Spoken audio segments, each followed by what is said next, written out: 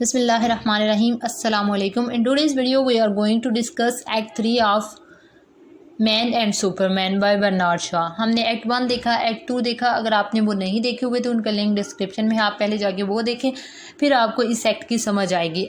अब हम देख लेते हैं कि इसकी सेटिंग क्या है, इस एक्ट की सेटिंग क्या है। टाइम इवनिंग का है, स्पेन इसकी सेटिंग है। सराउंडिंग बहुत ब्यूटीफुल है, हिली एरिया है, माउंटेन्स हैं, केव भी वहाँ पे एक मौजूद है और कुछ आदमी रोड पे बैठे हुए हैं जो कि रोबर्स हैं, लूटने वाले हैं। उनमें स्पेनिश भी हैं, उनमें स्कॉचमैन भी हैं, उनमें इंग्लिश भी हैं और वो सारे डिस्कशन कर रहे हैं किस चीज़ पर। उनका एक चीफ भी वहाँ पर मौजूद है, हेड भी मौजूद है। वो डिस्कशन कर रहे हैं एनार्किज्म पे और डेमोक्रेसी पे। एनार्किज्म के कुछ उसकी फेवर में है, एनार्किज्म की कुछ डेमोक्रेसी की फेवर में है। सब अपने अपने दलाइल इस बारे में पेश करते हैं। अब एनार्किज्म क्या होता है, ये इसके जो बिलीवर्स होते हैं वो कहते हैं कि तमाम हुकूमत अवाम के पास होनी चाहिए, अवाम के पास अथॉरिटी होनी चाहिए, तमाम लोग आपस में बराबर होने चाहिए, कोई पार्लिमानी निज़ाम, कोई सदारती निज़ाम कुछ भी नहीं होना चाहिए और लोगों को अपने वॉलंटियरल इंसानियत के लिए काम करना चाहिए। कोई लॉ नहीं होना चाहिए, कोई पुलिस फोर्स नहीं होनी चाहिए, कोई गवर्नमेंट नहीं होनी चाहिए। जबकि डेमोक्रेसी हम जानते हैं इसके उल्ट है। डेमोक्रेसी में पार्लिमानी या सदारती निज़ाम होता है या कोई भी निज़ाम होता है जिसके ज़रिए से आवाम की हुकूमत होती है। डेमोक्रेसी का एक स्लोगन ये होता है कि आवाम की हुकूमत आवाम के लिए, आवाम के ज़रिए। अवाम अपने नुमाइंदे इलेक्ट करते हैं और इसके ज़रिए से गवर्नमेंट बनती है। अब एनार्किज्म के जो हाकिम हैं वो कहते हैं कि ये क्या तरीका है कि कुछ लोग होते हैं जो कुछ चंद वोट लेके या किसी भी ज़रिए से अथॉरिटी हासिल कर लेते हैं। ऐसा नहीं होता, ये बिल्कुल भी ठीक नहीं है। अब आपस में डिस्कशन जारी है। इतने में एक मेंडोज़ा कैरेक्टर है जो कि लेकर आता है अपने उन रूबर्स के बीचों बीच टैनर और स्ट्रैकर को। वो बताता है, अपना तारुफ करवाता है मेंडोज़ा कि मैं इस लीग का प्रेसिडेंट हूँ, मैं एक रूबर हूँ और मैं अमीरों को लूटता हूँ। टैनर कहता है I am a gentleman, I live by robin the poor, shake hands. अब दोनों आपस में हाथ मिलाते हैं। स्ट्रैकर का भी तारुफ करवाया जाता है। बाकी वहाँ के जो हैं इंपॉर्टेंट हेड्स वो भी अपना तारुफ करवाते हैं, बताते हैं हम सोशल डेमोक्रेट हैं और हम जो एनार्किज्म से ताल्लुक़ रखते हैं वो भी अपना तारुफ करवाते हैं। अब बहस फिर शुरू हो जाती है। इसी दौरान उनके दरमियान गर्मा गर्मी हो जाती है और उनको बाहर ले जाया जाता है। अब स्टेज पर मौजूद है स्ट्रैकर, टैनर और मेंडोज़ा। स्ट्रैकर कहता है कि वो देखना, ये जो लोग बाहर गए हैं कहीं मेरी कार को ना चढ़ें, जिस पर मेंडोज़ा उसको कहते हैं तुम फिक्र ना करो, इस तरह की कारें हम चोरी करते रहते हैं, लूटते रहते हैं, तुम फिक्र ना करो, तुम्हारी कार को कुछ नहीं होता। टैनर बताता है कि मैं एक अमीर आदमी हूँ, जिस पर मेंडोज़ा हैरान होता है। कहते हैं कि जितने भी अमीर लोग हमें मिलते हैं वो बताते नहीं हैं कि वो अमीर हैं, छुपाते हैं। आप मुझे अच्छे लगे, काफ़ी स्ट्रेंज भी लगे दूसरों से। टैनर के बारे में वो मज़ीद दरियाफ्त करता है। टैनर जिस पर बताता है कि मैं भी काफ़ी हद तक सोशलिस्ट हूँ, जिस पर टैनर कहता है जिस पर स्ट्रैकर कहता है कि काफ़ी जो अमीर लोग होते हैं वो सोशलिस्ट ही होते हैं। टैनर मेंडोज़ा को कहता है कि तुम काफ़ी भले आदमी महसूस होते हो, तुम काफ़ी वेटी आदमी हो, ये क्या लूटने लुटाने वाले काम कर रहे हो, कोई अच्छा काम करो। इतने काबिल जो लोग हैं वो यहाँ पे ये काम कर रहे हैं और मैंने देखा इतने बेअक्ल लोग डाइनिंग टेबल्स पे बैठ के बड़े आदमी बने हुए हैं और तुम यहाँ पे बैठे खरगोश खा रहे हो। जिस पर मेंडोज़ा कहता है कि मैं वेटर कभी रहता था और वेटर के तौर पे काम किया था और जितने भी आजकल ये सूर का गोश्त खा के अच्छी किस्म की शराब पीने वाले हैं ये पहले रैबिट ही खाते थे। जिस पर वो हैरान होते हैं कि पहले तुम एक वेटर थे। वो बताता है पहले मैं एक वेटर था और अपनी ज़िंदगी की कहानी भी बताना चाहता है। वो बताता है अपनी एक लव स्टोरी कि वो एक लड़की से मोहब्बत करता था। वो लड़की एक अथीस्ट थी और ये एक जू है। जिस पर टैनर कहता है कि क्या रिलीजन की वजह से तुम दोनों नहीं मिल सके। वो कहता है नहीं, रिलीजन की वजह से नहीं। वो समझती है कि इंग्लिश लोग जो होते हैं वो बड़े मगरूर होते हैं और वो दूसरों को डर्टी समझते हैं, इसलिए वो किसी ऐसे शख्स से शादी नहीं करना चाहती। अब वो बातें करते हैं, अपनी शदीद मोहब्बत का इजहार करता है उस लड़की के साथ और साथ उसका नाम लेते हैं ल्योसा स्ट्रैकर। जिस पर स्ट्रैकर हैरान होता है, कहता है कि वो तो मेरी बहन है और मेरी बहन का नाम अपने मुंह से ना लेना। जाहिर है स्ट्रैकर को ये फील होता है कि लूटने वाला उसकी बहन का नाम इस तरह ले रहा है। अब स्ट्रैकर जाने लगता है लेकिन टैनर उसको रोक लेता है। वो दूसरी साइड पर चेहरा करके लेट जाता है। अब मेंडोज़ा फिर शुरू हो जाता है और बताता है टैनर को कि मैं उसे बहुत प्यार करता हूँ और जिस तरह शेक्सपियर कहता है लव ल्यूसा and her 40,000 brothers could not will all their mayor of love equal mine for her. जिस तरह हम देखते हैं कि हैमलेट ओफिलिया के लिए कहता है कि तुम्हारे भाई को इतना दुख नहीं है जितना मुझे है। 40,000 भाई भी मिल जाएं तो उतनी मोहब्बत तुमसे नहीं कर सकते जितनी मैं करता हूँ। इसी तरह जब ओफिलिया को कब्र में उतारे होते हैं हैमलेट में, इसी तरह शेक्सपियर जो इसी तरह हमारे पास जो मेंडोज़ा है वो भी कहता है कि मैं उससे बहुत मोहब्बत करता हूँ और स्ट्राइकर जितने भी उसके भाई हो जाएं वो मिल भी जाएं तो उससे उतना प्यार नहीं कर सकते जितना मैं करता हूँ। टैनर अब कहता है कि प्यार व्यार में कुछ नहीं रखा, अकल को हाथ मारो, अपनी ज़िंदगी को बर्बाद ना करो और ये ख्वाबों की दुनिया से बाहर निकल आओ। जिस पर मेंडोज़ा उसे कहता है कि तुम्हें भी कभी ना कभी प्यार हो जाएगा, तुम फिक्र ना करो, ये ख्वाबों की दुनिया है, ये ख्वाबों की जगह है और ये तुम्हें भी अपने हिसार में ले लेगी। जिस पर टैनर कहता है ऐसा कभी नहीं हो सकता क्योंकि मैं इस तरह का आदमी नहीं हूँ। अब मेंडोज़ा एक नज़म पढ़ना शुरू कर देता है। स्ट्राइकर करवटें बदलता रहता है। वो लोग माउंटेन के बीचों बीच हैं, मुख्तलिफ़ किस्म का म्यूज़िक बजाया जा रहा है और इतने में जो है सब लेट जाते हैं, सोने के लिए लेट जाते हैं सब। अब टैनर का ख्वाब शुरू हो चुका है और ये मोस्ट इम्पॉर्टेंट सीन होगा प्ले के अंदर। इसी के ऊपर सारा थीम बेस करता है, इसी के ऊपर सारा हम एनालिसिस भी करेंगे, इसी के अंदर सारी फिलॉसफी जो लाइफ फोर्स की है वो बयान की गई है। अब शुरू हुआ है ये सीन क्या है। अब हमारे पास उसके ये ख्वाब का सीन चल रहा है जिसके अंदर हमें पहला करैक्टर, पहला आदमी जो नज़र आता है वो डॉन जॉन टेनेरियो है, जो कि असल में टैनर ही है। टैनर के साथ मुशाबहत रखता है। अब टैनर ख्वाब देख रहा है तो उसके अंदर उसको एक ऐसा आदमी नज़र आता है जिसका नाम है डॉन जॉन। एक बूढ़ी औरत दिखाई देती है जिसके दांत नहीं है, बहुत बूढ़ी हो चुकी है, जो उस आदमी का रास्ता रोकती है, यानी जॉन का रास्ता रोकती है। बड़ी मगरूराना आवाज़ में पूछती है कि मैं कहाँ हूँ और मुसलसल वो चलती हुई जा रही है और मरने से पहले की बातें भी याद कर रही है। जॉन उसको बताता है कि हम हेल में है। वो कहती है मैं हेल में किस तरह हो सकती हूँ, मैंने तो गुनाहों की तौबा कर ली थी, मैं जहन्नम में कैसे जा सकती हूँ। फिर वो जॉन से पूछता है कि तुम कौन हो, जिस पर वो बताता है कि मैं एक मर्डर हूँ, मैंने कत्ल किया था जिसकी वजह से मैं वहाँ हूँ। तो वो मज़ीद ऊपर जाती है और कहती है ये लोग मुझे कातलों की कैटेगरी के अंदर किस तरह रख सकते हैं, मैंने तो चंद छोटे मोटे गुनाह किए थे और उसकी भी तौबा कर ली थी और तुम झूठ बोल रहे हो, हम किस तरह यहाँ हो सकते हैं, हमें तो कोई दर्द भी महसूस नहीं हो रहा। भाई दुनिया में जो हमने सुना था हेल के बारे में उसके अंदर इंसान को पेन होता है, आग में फेंका जाता है, कोई दर्द महसूस होता है, टॉर्चर होता है, यहाँ तो कोई टॉर्चर ही नहीं है। तो वो कहता है this is a place for the wicked are quite comfortable in it is made for them. अब वो कहता है कि इस तरह का दर्द उन लोगों को महसूस नहीं होता, वो दुनिया में लोगों को इतनी तकलीफ़ें दर्द दे के आ रहे होते हैं तो जहन्नम का दर्द उनको कुछ दर्द महसूस नहीं होता। वो अपनी दुनिया में गुजारी की ज़िंदगी बर्बाद करते हैं। वो कहती है कि डेवल्स के साथ मैं कैसे गुजारा करूँगी, डेवल्स तो बहुत बुरे होते हैं। वो कहते हैं नहीं इतने बुरे नहीं होते जितना बताया जाता है। वो उसको बताता है कि देखो बूढ़े लोगों का यहाँ गुजारा नहीं हो सकता और तुम एक 77 साल की औरत लग रही हो और वो बूढ़ी लग भी रही होती है।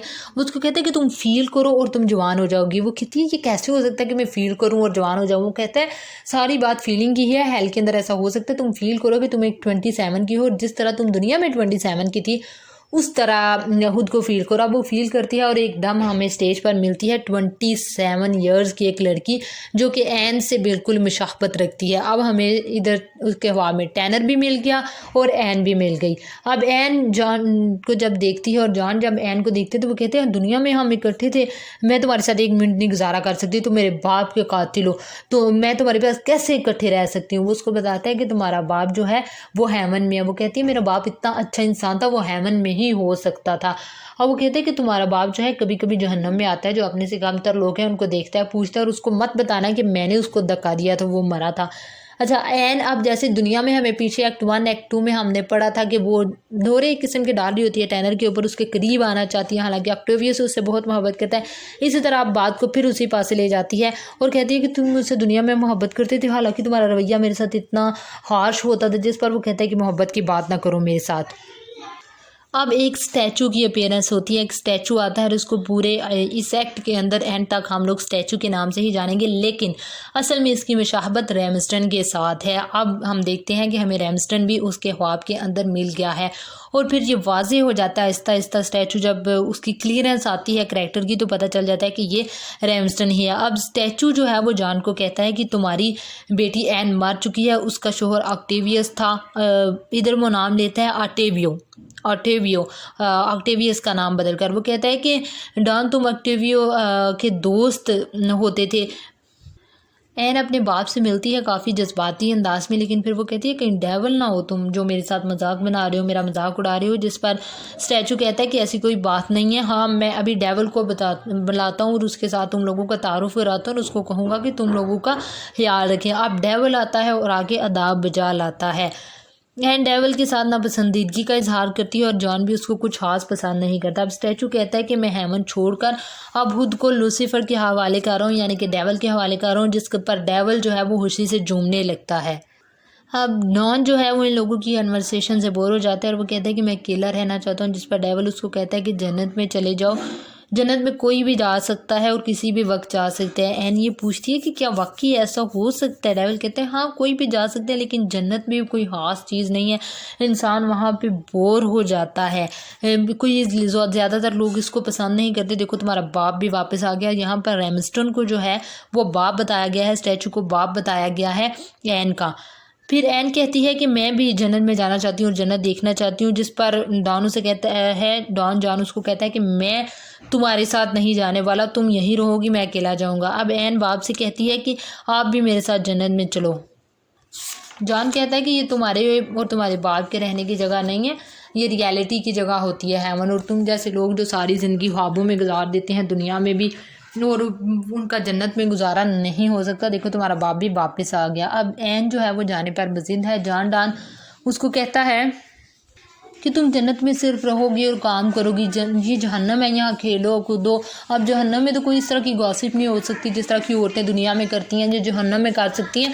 जन्नत तुम्हारे लिए बोरिंग चीज़ होगी, उसमें जा जाओ। अब एन अपने बाप से जन्नत के बारे में पूछती है। वो कहता है कि हेवन में, बाप भी यही कहता है, यानी कि स्टैचू भी यही कहता है कि हेवन में कोई चार्म नहीं है, कोई दिल को लुभाने वाली चीज़ नहीं है। अब डेविल एक स्पीच देता है कि किस तरह इंसानों ने दुनिया में डिस्ट्रक्शन फैलाई, दुनिया में मुख्तलिफ चीज़ें ईजाद की, और वो ज़्यादातर बुरे कामों के लिए ईजाद की, लोगों की तबाही के लिए ईजाद की, कुछ अच्छी चीज़ें ईजाद नहीं की। लिटरेचर को किस तरह यूज़ किया है इंसान की डिस्ट्रक्शन के लिए, वो मैन की डिस्ट्रक्शन के बारे में बताता है, जिस पर डॉन जॉन उससे डिसएग्री करता है और कहता है कि ये सब माजी की बातें हैं, उसके बाद दुनिया में प्रोग्रेस आ गई थी, दुनिया में अब काफ़ी ज़्यादा बेहतरी आती चली जा रही थी। अब डेविल जो है वो लाइफ फोर्स के ऊपर बात करता है और अपने उनके नज़रियात मांगता है। रिलीजन पर बात होती है, फिर वारियत पर बहस होती है, और बहुत ज़्यादा लंबी बहस इसके अंदर चलती है। अब एन को उनकी बातें पसंद नहीं आती। जॉन वही बातें करता है जो टैनर करता था। अब टैनर की जैसी दुनिया में ही बातें थी। वो कहते हैं कि मेन मसला औरत की बेसिक इंस्टिंक्ट्स का है, उसके सेक्सुअल ज़रूरत का है, उसकी सेक्सुअलिटी का है, कि वो मैन को जो है वो मुश्तल करती है। उसकी जब इंस्टिंक्ट्स उसको उबारती हैं तो वो मैन को यूज़ करती हैं। और फिर वो कहते हैं कि ये काम इंसान के सर्वाइवल के लिए ज़रूरी भी है कि इंसान की इस तरह जो है वो नस्ल बढ़ती है, और ये सारा सिलसिला चलता है। अब डेविल करते हैं कि दलाइल देते हैं दोनों तरफ से, तुम भी अपने दलाइल दो, मैं भी दलाइल देता हूँ, और बात को साबित करने की कोशिश करते हैं। अब हमारे जॉन कहता है कि लाइफ फोर्स सबसे इम्पॉर्टेंट चीज़ है, सेक्स सबसे इम्पॉर्टेंट चीज़ है, और यही दुनिया में हमारे पास फ्राइड भी यही कहता था, जो कि एक साइकोलॉजिस्ट था, बहुत बड़ा साइको एनालिटिक, उसने अपनी थ्योरी पेश की थी। वो भी यही कहता था कि सबसे जो मेन डिज़ायर है इंसान की वो सेक्सुअलिटी है। वो भी यही बात कर रहा है। वो कहता है सबसे ऊपर लाइफ फोर्स है, इंसान की ज़िंदगी मुसलसल इसी के ऊपर जा रही है, जबकि डेविल उसके साथ इत्तेफाक नहीं करता। वो कहते हैं और भी बहुत सारी गुनाह, बहुत सारी इंस्टिंक्ट्स होती हैं, भूख की जो है वो इंस्टिंक्ट बहुत भारी होती है। अब जॉन जो है वो बात को औरत पर ले आता है कि औरत जो है वो अपनी सेक्सुअलिटी को ख़त्म नहीं होने देती, और हमेशा जो है वो मोर इस हवाले से मांगती रहती है, जिसे एन अब इत्तेफाक नहीं कहती। हमें जॉन कहता है कि औरत को, जब भी औरत के साथ इंसान मीटिंग करता है तो वो हमेशा उसका जी नहीं भरता। वो कहती है when will you come again, भाई दोबारा कब आओगे। एन कहती है कि बात दुरुस्त नहीं है, मर्द भी ऐसी होती हैं, उनकी भी ख्वाहिशात ऐसी हैं, और वो भी इतने ही अपनी जो सेक्सुअलिटी की इंस्टिंक्ट है उसके हाथों मजबूर हैं जितनी की औरतें मजबूर हैं। एक दूसरे की दुनियावी ज़िंदगी के बारे में डिस्कशन होती है कि दुनिया में कौन कैसा था और किसने क्या क्या माल किए, जो कि हम पढ़ चुके हैं पीछे एक्ट 1 और एक्ट 2 में। अब स्टैचू कहता है कि जॉन की बातें बस जो है वो एडवेंचर पे मबनी है, इनमें कोई रियलिटी नहीं है। जॉन कैन कहता है इस पर, do you not understand that when I stood face with women every fibre in my clear reasoning want me to leave. कहते हैं कि जब मैं उसके साथ, औरत के साथ होता हूँ, तो हर एक मेरे जिस्म का हिस्सा मुझे कह रहा होता है कि पीछे चले जाओ, दूर चले जाओ इससे, जबकि औरतें जो होती हैं वो अपनी अदाओं से फंसाती हैं मर्दों को। एन कहती है कि तुम लोग जो मर्द होते हो ना, ये इस बारे में कुछ नहीं जानते, और मैं इस बारे में कुछ कहना भी नहीं चाहती, मैं मर्दों को बहुत अच्छे से जानती हूँ। जान कहता है कि अब तुम कहना भी क्या चाहोगी, तुमने शादी की, 12 बच्चे पैदा किए, और क्या कहना चाहोगी। वो कहती है मैं 12 शोहर भी कर सकती थी और कोई बच्चा नहीं कर सकती थी, मेरी मर्ज़ी, मैं जैसे मर्ज़ी करूं। अब जो स्टैचू है वो दाद देता है इनको और कहता है कि you have done A greater job, कि तुमने अच्छा जवाब दिया है, तुमने उसको हरा दिया है इस डिस्कशन के दौरान। जिस पर डॉन जॉन कहते हैं कि शादी करके भी लोग अपनी भूख मिटाते हैं और शादी से पहले भी भूख मिटाते हैं, शादी और शादी ना करने में कोई फ़र्क नहीं है। और इसमें जब हम देख सकते हैं कि जो जुमला इस्तेमाल करता था फ्रांसिस बेकन के, सबसे जो इमॉरल और सबसे जो ख़राब हुआ इंस्टीट्यूशन हमें पास से मिला है वो मैरिज का है। यही बात सेम हमें करता हुआ जॉन डन नज़र आता है, जो कि असल में बर्नार्ड शॉ कर रहा है। आई से the most immoral of human institutions, that is why it is popular on earth. वो कहते हैं कि मैरिज जो है वो सबसे ज़्यादा इमॉरल इंस्टीट्यूशन है, इसीलिए वो अर्थ पे इतना ज़्यादा पॉपुलर था। अब स्टैचू कहता है कि हेवन में चले जाना चाहिए मुझे, जिस पर डेविल कहता है कि अब तुम वादा खिलाफ़ी कर रहे हो। जॉन की बातों पर एन और स्टैचू कहते हैं कि हमें यकीन नहीं आता कि तुम दुनिया में हमारे दोस्त थे। अब बातों के दरमियान ही स्टैचू हेवन में जाने की ख्वाहिश जाहिर करता है, जिस पर डेविल जो है वो उससे कहता है नहीं तुम वादा खिलाफ़ी कर रहे हो। और फिर वही डिस्कशन हम देखते हैं शुरू हो जाती है। अब एक लंबी डिस्कशन करती है जॉन की वुमनाइजिंग पे, उसके दुनिया में एक्सपीरियंस के साथ, कौन सी औरत के साथ उसका कैसा वक्त गुजरा, किस तरह औरतें मर्दों को फंसाती हैं, जो कि थोड़ा सा इलाकियात के खिलाफ हो जाता है, उसके अंदर डिटेल में बात करना।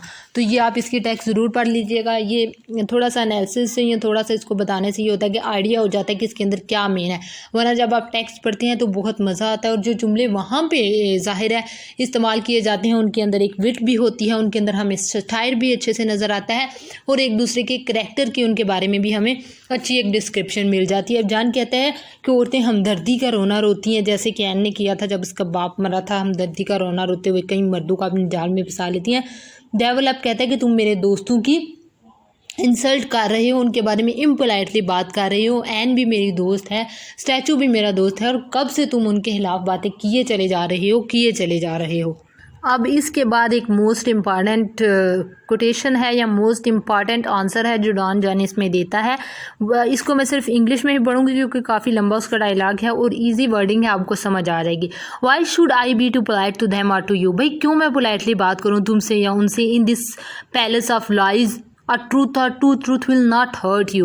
Your friends are inactive. Inactive की बात पहले भी हम देखते हैं हो चुकी है, जब आपस में रेमस्टन और बहस हो रही है टैनर की, और वो कहते हैं कि एक कहता है तुम एक डिले करते हो, दूसरा कहता है तुम इनएक्टिव हो। तो theme of delay, theme of inactiveness भी इसके अंदर से जाहिर होता है, आपने ये देखना है।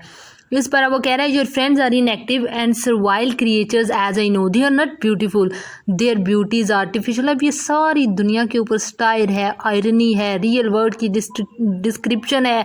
बर्नार्ड शॉ ने मैन को कैसा ब्यूटीफुली प्रेजेंट किया है।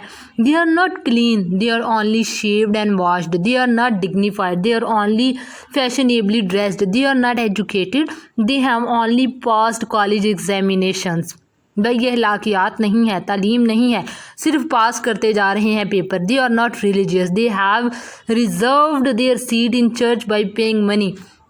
अब हर जगह पे यही हो रहा है कि उसने, मैं कहती हूँ इस जुमले के अंदर, एक डायलॉग के अंदर पूरी दुनिया की रियलिटी को समो के रख दिया है। They are not religious, they have reserved their seat in the church by paying money. They are not moral, they are only conventional. They are not virtuous, they are only cowardly. They are not even ruthless, they are only weak. भाई ये जो मुजाहिरा करते हैं ना कि हमें बड़ी ताकत है, वो भी कोई नहीं, अंदर से बड़े बुज़दिल लोग हैं। They are not artistic, they are only lustful. They are not prosperous and happy, they are only rich. अब ये बात हो रही है, हर जो रिच आदमी होता है, हर जो अमीर आदमी होता है, जो बगैर किसी अच्छे काम के और सिर्फ ये सूद और दूसरे तरीकों के ज़रिए से अमीर होता चला जाता है, हैप्पीनेस कहाँ मिलती है उनको। They are not loyal, they are only slave, not dutiful, only specious, sheepish, not universal spirited, only patriotic, not courteous or brave, only quarrelsome, not determined, only stubborn, not masterful, only domineering, not self-controlled, only incentive, not self respecting only when, not kind only sentimental, not social only fond of company. भाई सिर्फ वक्त गुजारी करनी है, वरना उनको company की कोई ज़रूरत नहीं है, कोई दोस्ती की ज़रूरत नहीं है, कोई सोशल होने की ज़रूरत नहीं है, कोई किसी को मदद करने की ज़रूरत नहीं है। Not considerate only polite, not intelligent only assertive, not progressive only causing divisions, not imaginative only superstitious. भाई इमेजिनेशन नहीं है, कोई इमेजिनेशन पे जाके कोई अच्छा काम नहीं करना, कोई इन्वेंशन नहीं करनी, सिर्फ तोहमात को नहीं छोड़ना ज़िंदगी में। Not just only revengeful, not genius only regaining favour, not discipline only frighten और सबमिसिव। भाई डिसिप्लिन नहीं है ज़िंदगी में। पाकिस्तान में वही कानून तोड़ा जाता है, इंडिया में वही कानून तोड़ा जाता है, इन थर्ड वर्ल्ड कंट्रीज़ में वैसे ही इशारों को तोड़ा जाता है। लेकिन जैसे ही ये यहाँ से बाहर निकलते हैं, दुबई जाते हैं, किसी यूरोपियन कंट्री में जाते हैं तो फॉलो करने लग जाते हैं। अब डिसिप्लिन खुद के अंदर नहीं है, बस डर है, वहाँ पे पकड़ लेंगे, यहाँ के कोई पकड़ने वाला नहीं है।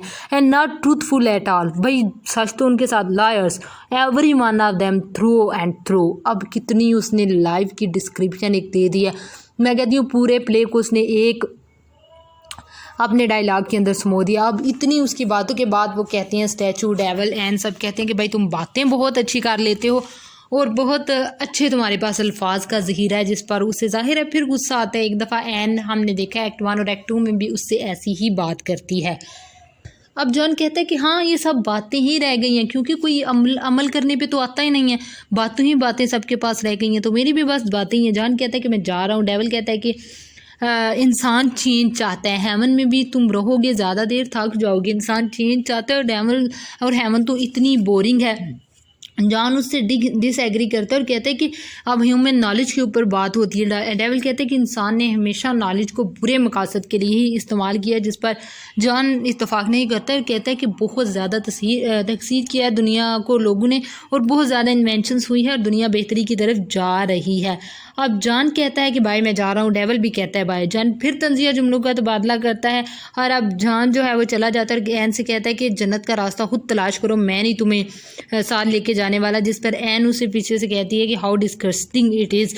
अब स्टैचू कहता है कि इसने अपनी अब चला जाता है। अब जॉन स्टेज से नीचे चला जाता है, जिस पर जो है स्टैचू कहता है कि ये अपनी बातों की वजह से जन्नत से भी जल्द निकाला जाएगा। अब स्टैचू डेविल से पूछता है कि ये सुपरमैन कौन होता है, ये तुम्हारी राय सुपरमैन के बारे में क्या। अब डेविल उसको बताता है नीत्शे की जो फिलासफी है, जो थ्योरी है, और वो इसने उसके अंदर लिखा हुआ है कि जो नथिंगनेस का थीम प्रेजेंट करता है। हमने मुख्तलिफ प्लेस में ये एग्जिस्टेंशलिज्म की थ्योरी पढ़ी कि किस तरह नथिंगनेस पे इंसान की एग्जिस्टेंस के ऊपर सवाल उठाए जाते हैं, और एक सुपरमैन की क्रिएशन के हवाले से वो बात करता है। वो दोनों अब जाने लगते हैं, कहते हैं हमें भी अब चलना चाहिए, जिस पर एन उनसे पूछती है कि सुपरमैन है कहाँ पे, जिस पर डेविल कहते हैं सुपरमैन की अभी क्रिएशन नहीं हुई, सिर्फ आइडिया दिया नीत्शे ने और उसके बाद कई लोगों ने कि सुपरमैन होना चाहिए, और उसकी फ़िलासफ़ी के अंदर उसकी बातें की हैं कि किसके पास सुप्रीम अथॉरिटी होनी चाहिए। अब जब नीत्शे लोग एक गॉड की एग्जिस्टेंस का इनकार कर देते हैं कि कोई गॉड नहीं है, ना ही उसने दुनिया को बनाया है, और इंसान पहले पैदा किया गया और फिर उसका मकसद बताया गया, जो कि सारी ये फ़िलासफ़ी उनकी है, एग्जिस्टेंशलिज्म इस पे मबनी है।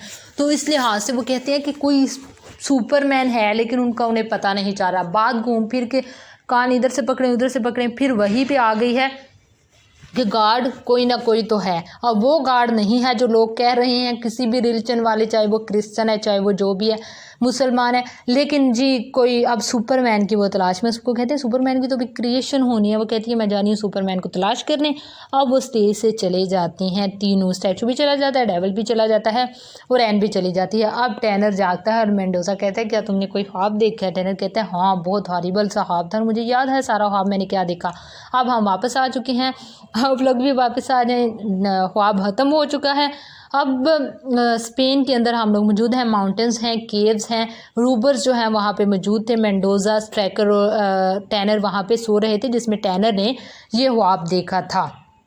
अब मेंडोजा जो है वो सबको नसीहत करता है कि गन को यूज़ ना करो, पुलिस आ जाएगी, ये वो रूबर्स को नसीहतें कर रहा है, मशवरे दे रहा है। और फिर वापस आके स्ट्राइकर लोगों से कहता है कि शायद मैं पकड़ा जाऊँ, जिस पर स्ट्राइकर कहता है हाँ पकड़े ही जाओ। तो अच्छा वो कहता है वैसे ये कोई अच्छी बात नहीं है। अब स्ट्राइकर जो है वो वहाँ से चला जाता है और परे होकर रूबर्स के साथ लग जाता है। एन की एंट्री होती है, एन के वो टैनर की तरफ सीधी आती है, वायलेट भी आती है जिसको हेक्टर ने पकड़ा हुआ है, रेमसडन भी उनके साथ चलता हुआ आता है।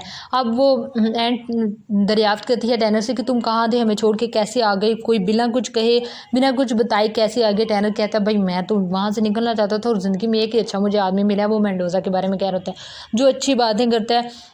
इतने में जो है वो हेक्टर की तरफ सबका तवज्जो जाती है कि ये कितना करीब है वायलेट की, और सब मशकूक हो जाते हैं इस हवाले से। इतनी देर में मेंडोजा आता है और वायलेट से पूछता है कि आपने मुझे पहचाना है। वो कहती है मैंने पहचान लिया लेकिन नाम मुझे याद नहीं है। वो कहता है कि आप लोग हेक्टर की तरफ इशारा करते हुए दोनों आते थे होटल में, मैं वहाँ पे वेटर था, आप लोग वहाँ बहुत मैं खुश होता था आपसे, आप मुझे पैसे वगैरह देते थे। जिस पर सब कहते हैं ओ तो वो हेक्टर था, मतलब उस बच्चे का बाप हेक्टर है, एंड सॉरी वायलेट का हस्बैंड जो है वो हेक्टर है। अब वायलेट और हेक्टर पीछे चले जाते हैं पहाड़ों की तरफ। एन रेमस्टोन और ऑक्टेवियस की भी इतनी देर में एंट्री हो जाती है इन्हीं की बातों के दौरान में पहाड़ों के नीचे ऊपर से, तो वो भी वहीं पे खड़ा होता है। अब एन रेमस्टोन और ऑक्टेवियस जो है वो भी पहाड़ों पर चले जाते हैं। उन लोगों के पीछे हेक्टर लोगों की इतनी देर में एन आवाज़ देती है और कहती है, रूबर्स को बताती है कि पुलिस इस साइड पर खड़ी है, जिस पर अफरा तफरी मच जाती है। और रूबर्स जो हैं अनार्किस्ट भी वहीं पर होते हैं, सोशल डेमोक्रेट भी वहीं पर होते हैं, और वो उनमें अफरा तफरी मच जाती है कि किस तरह भागम पेल सी वहाँ पे होने लगती है। तो यहाँ पे एक्ट हमारा ये ख़त्म हो जाता है। एक्ट 3 था, इसका एक और एक्ट है एक्ट 4, वो हम डिस्कस करेंगे और इंशाल्लाह उसके बाद ये ख़त्म हो जाएगा। इसके अंदर हम देखते हैं कि बहुत ज़्यादा कोट किए हैं बर्नार्ड शाह ने, उसने लाइफ को बताया है। उसकी इसमें स्टाइर वाला भी हमारे ऊपर क्वेश्चन एक बनेगा तो उसने क्या स्टाइर यूज़ किया है, उसने इसके अंदर फ़िलासफ़ी क्या बताई है, और सबसे मेन चीज़ सेक्सुअलिटी इसका थीम है, लाइफ फोर्स इसको वो कहता है, किस तरह हर चीज़ को डोमिनेट करके रखती है, ये इसके अंदर हमने डिस्कस किया। Thank you so much for watching the video, और अगर आपको वीडियो पसंद आई है तो don't forget to subscribe the channel. Thank you.